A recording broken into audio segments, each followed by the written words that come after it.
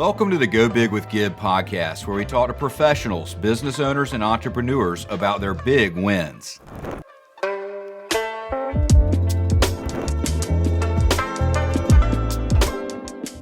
Hey guys, what's going on? Welcome to this episode of Go Big with Gib. Today I've got Raeanne Knight here with me from Simply Natural Creamery. Raeanne, how are you today?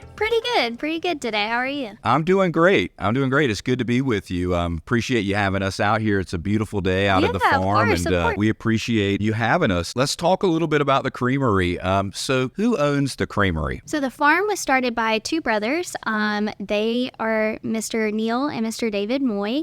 They started just by farming, and then once each of them started having families and kids, they just decided to get a pet, and they got two Jersey cows and kind of just was born right there. Wow. So Neil and David Moye. Mm-hmm. When did they open the creamery? The storefront opened in about October of 2014, but they didn't start getting cows and, starting this process until about 2009, 2012 is when they really started, milking cows, doing all that kind of stuff, but they didn't start the actual processing or anything until 2014. Okay. How many locations are there? How many creamery locations are there? 4, I think. So we have the farm, which everything comes from here, right? We don't ship anything out. The milk trucks don't come here, take the milk and go somewhere else and make everything. We do that right here. And then we have the store in Greenville, Morehead City, and then we just opened one in Wilson. So I don't think I've been to the one in Wilson, but it's nice. It's a lot. Yeah, it's about the same size as Greenville, and then Morehead City is pretty small. Yeah, I've been to the Greenville store many times. I probably go there about once a week with the kids. Yeah. And we love it, and we'd go more if I had anything to say about it. And then I've been to the one in Morehead City as well. It's really nice. So how did the family get into the ice cream business? From what I know, they just started, the kids started, milking the cows. It was kind of their choice to teach their opportunity to teach their kids about, livestock responsibility, how to care for other things. So, I always tell people that come on the tour for the farm, parents usually start with like a dog or a cat or a fish, they're trying to make it really simple for the kids. Right. They decided to go all in on Jersey cows. Each of the siblings had, a role to play. So some of them had to actually feed the cows. Some of them had to, milk the cows, check on the cows.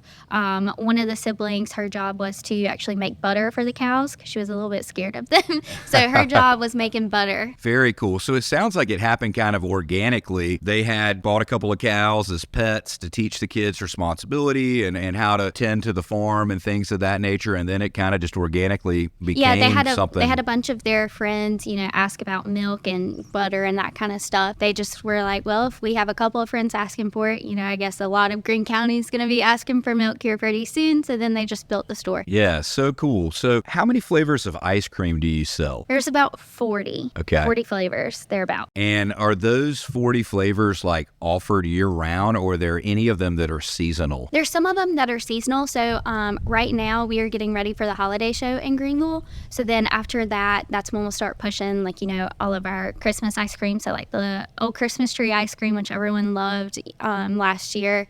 Then we have our cinnamon bun, peppermint twist, all that kind of stuff. And then in the summer, we'll lean into more of the key lime pie, that kind of ice cream.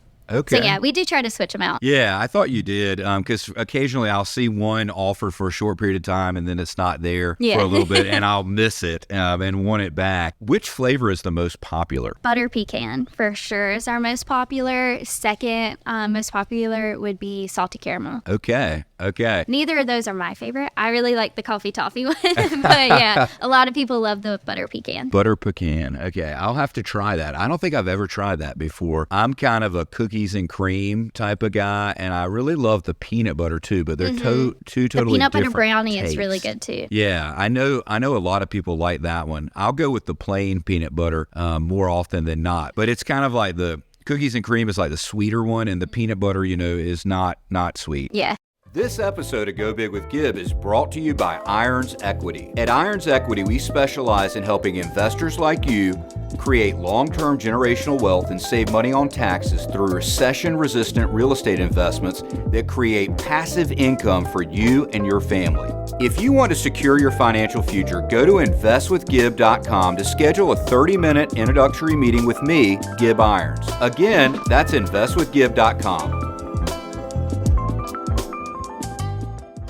So why are Jersey cows so special? What is it about them that makes them so special for making ice cream and milk and butter and things like that? First off, they're super sweet girls. So, I mean, when you come out here to the farm on the tour, you actually get to see all of our calves, and they're really good with kids, as long as the kids don't run up and scream at them, The main reason, though, is because they produce a very special kind of protein called A2 beta casein. So people who are lactose intolerant, you get that A1 dominant milk from your black and white or Holstein cows, or the Chick-fil-A cows, that's what we like to call them. You get that A1 dominant. So that protein is it's harder on the stomach for people who are lactose intolerant, but people who have the A2 dominant milk or that A2 milk, it's a little bit easier. We always tell people don't, jump in right away, because it depends on the person, really. So sure chocolate milk is easier to digest, so I always tell people try it out with the chocolate milk first, and then kind of build up and see.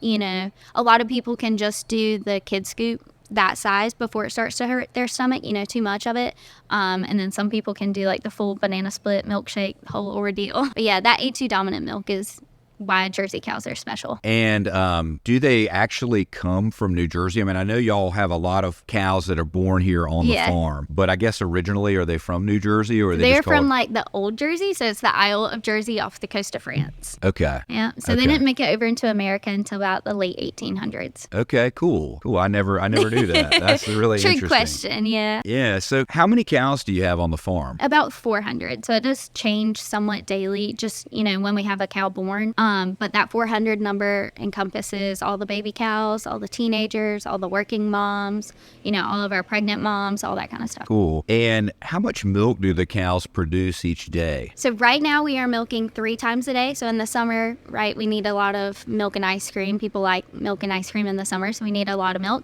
So we'll milk them 3 times a day. In the winter, we bump it down to 2 times, just because people don't like to eat ice cream when it gets super cold, but you still like hot chocolate. But with that being said, they can produce about 8 to 12 gallons of milk. Again, it kind of depends on the person, or on the cow. On the cow, sure, yeah. Sure. So it just depends on the cow. Each cow is different, but right. Around that 8 to 12 number per day. 8 to 12 gallons per day per cow, and you've got 400 cows out here, but not all of them are producing milk, obviously. Yeah. So we have between 180 to 200 cows that are actually milking. Milk producing. Okay. Very cool. Why is it so important for you all to have people able to come out here to the farm, take a tour, walk around, see how things go? I know that's an important part of your business model, and it's just a super unique thing, that is outside of just the ice cream shop. Tell me a little bit about that. So Mr. David and Mr. Neil and their wives were really big into, teaching people where the milk actually comes from, how we get this process done, what the cows eat. Everything has to start somewhere. So it was very important for Miss Jackie to teach people, the kids, the milk comes from the cow. It doesn't just show up in the grocery store, and the cows have to eat food, and we have to buy the seeds for the cow's food. So she wanted to kind of show that entire process. So, we like having people come out to the farm. Just if it does start with just coming to get ice cream, it kind of opens their eyes so they can see the entire process of, it takes a long time for the cows to actually produce milk. So we have to start with them as a baby. They grow up, they get pregnant, and then they can start producing milk. So we really just wanted to show that whole process. That's really cool. I didn't ask you this question previously, but I'm curious. Do you happen to know about how many people come out here to visit the farm each year? Each year? I don't off the top of my head. I know just for school groups, we have about 1,000 people a month. 1,000 students, parents, teachers. Yeah. So, and then, it's a lot. Yeah. So it just depends on how big the school is, and when they come. We'll have a lot of kids come either in October, or they'll come right there around April.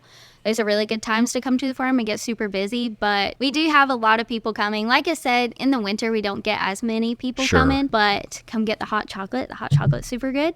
And then in the summer, we'll start picking up on those bigger groups coming to get ice cream. Okay, cool. Well, can we take a tour of the facilities? Yeah, for sure. All right, great. Thank you. Yeah. Thank you for listening to this episode of Go Big with Gib. If you haven't already, go follow us on social media at Gib Irons. We'll see you next time.